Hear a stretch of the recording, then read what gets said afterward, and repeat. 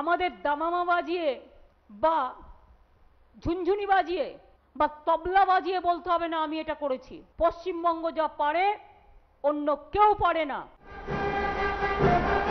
2011 সাল থেকে ধরলে 7 বছর, দ্বিতীয় মেয়াদ ধরলে সরকারের প্রথম বর্ষপূর্তি। রাজ্যের প্রশাসনিক সদরের সেই অনুষ্ঠানের মঞ্চ থেকেই ঘুরিয়ে মোদী সরকারকে নিশানা করলেন মমতা বন্দ্যোপাধ্যায়, দিলেন রাজ্য সরকারের সাফল্যের খতিয়ান।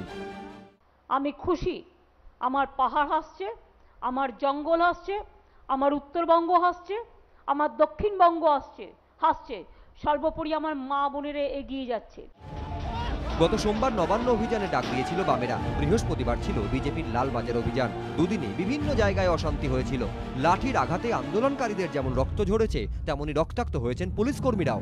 এই প্রেক্ষাপটে সরকারের বর্ষপূর্তির দিন তাৎপর্যপূর্ণ মন্তব্য শোনা গিয়েছে মুখ্যমন্ত্রীর গলায়। নিশানায় সেই বিরোধীরা। আমরা সোশ্যাল নেটওয়ার্কে 7 দিন আগে একজন মারা গেছে, যার ছবি দিয়ে বলি না কালকে আন্দোলনে মারা গেছে। কুৎসা কলাটাকে অপরাধ মনে করি। সত্যি কথা বলার, সৎ কথা বলার সৎ সাহস থাকা উচিত। যারা অনেকে মেরে পুলিশের রক্ত কাড়ে তাদের উদ্দেশ্যে বলি, একটু রক্ত দিন, রক্তটাকে ফেলে দেবেন না, রক্তটা বের করতে দেবেন না মেরে, রক্তটা মানুষের জীবন বাঁচাক। বর্ষপূর্তির দিন আরো চাঁচাছোলা ভাষায় তৃণমূল সরকারকে আক্রমণ করেছে বিরোধীরা।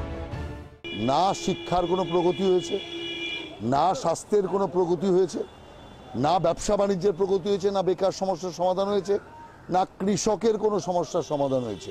মহিলার সম্মান পর্যন্ত আজকে বাংলায় নেই। একটা জঙ্গল রাজ চলছে।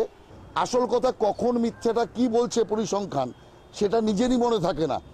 সরকারের সাফল্যের দাবিকে নস্যাৎ করে সুর চড়িয়েছে কংগ্রেসও। গত 6 বছরে বাংলায় শিল্প নেই, রুটি রুজি নেই, কৃষির অগ্রগতি নেই।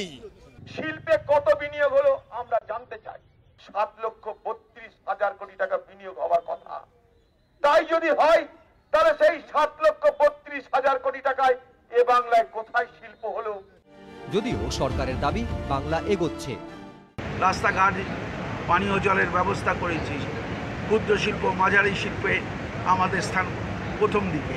এই এত কাজ করা সম্ভব হয়েছে 2 লক্ষ কোটি টাকা মাথায় ঋণ থাকা সত্ত্বেও মমতা বন্দ্যোপাধ্যায় কিন্তু কঠোর পরিশ্রমের মধ্য দিয়ে বাংলাকে এগিয়ে নিয়ে যাচ্ছে।